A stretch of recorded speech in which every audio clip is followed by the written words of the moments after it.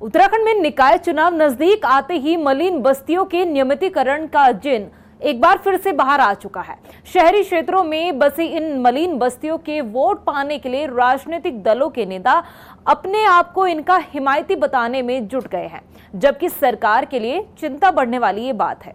ये रिपोर्ट देखिए। उत्तराखंड में निकाय चुनाव की तैयारियों के बीच मलिन बस्तियों के नियमितीकरण के मुद्दे पर सियासत फिर से गरमाने लगी है। सभी राजनीतिक दल अब मलिन बस्तियों के हिमायती बने खड़े हैं और सरकार से मलिन बस्तियों को नियमित करने की मांग कर रहे हैं। दरअसल प्रदेश में 2011 में हुए सर्वे के मुताबिक 582 मलिन बस्तियां चिन्हित की गई थी, जिसमें करीब 10 लाख लोग रहते हैं। सर्वे रिपोर्ट में 582 मलिन बस्तियों में से 3.4% मलिन बस्तियां खतरनाक जोन में बसी हुई थी, 43% बस्तियां बाढ़ प्रभावित क्षेत्र में बसी थी और 42% बस्तियां गैर सूचित क्षेत्र में बसी हुई थी। इन बस्तियों में 55% लोग पक्के मकान में रहते थे, 29% लोग आधे कच्चे मकान में रहते थे और 16% लोग पूर्ण रूप से कच्चे मकान में रहते थे। मलिन बस्तियों पर खतरा हमेशा से ही मंडराता रहा है, लेकिन साल 2018 में राज्य सरकार एक अध्यादेश लेकर आई, जिसका नतीजा ये रहा कि 3 साल के लिए मलिन बस्तियों से खतरा टल गया।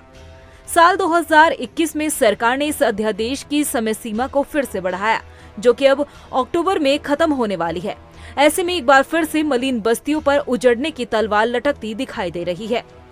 हालांकि मलिन बस्तियों की नियमितीकरण की मांग समय समय पर राज्य के भीतर उठती रही है और इन मांगों को उठाने वाले नेताओं में सत्ता पक्ष के विधायक भी शामिल है। देखिए, अभी चूंकि 21 अक्टूबर तक का समय हमारे पास है, पूरे प्रदेश भर में जो हमारी मलिन बस्तियां हैं, मेरी माननीय मुख्यमंत्री से चर्चा हुई थी, उस पर बहुत जल्दी हम लोग जो है फैसला करें।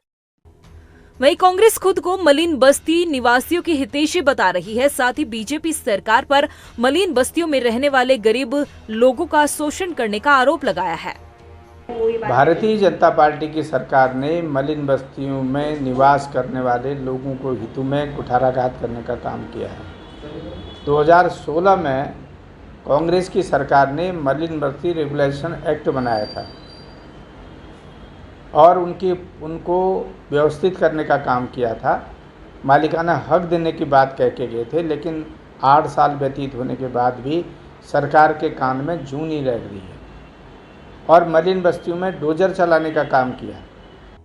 उत्तराखंड में निकाय चुनाव का बिगुल बजते ही राजनीतिक दलों को एक बार फिर से मलिन बस्तियों की याद आ गई, क्योंकि मलिन बस्ती सबसे बड़ा वोट बैंक माना जाता है और यही वजह है कि मलिन बस्तियों में रहने वाले लोगों को रिझाने के लिए दावे और वादों के बीच बीजेपी और कांग्रेस में आरोप प्रत्यारोप का सिलसिला शुरू हो गया है।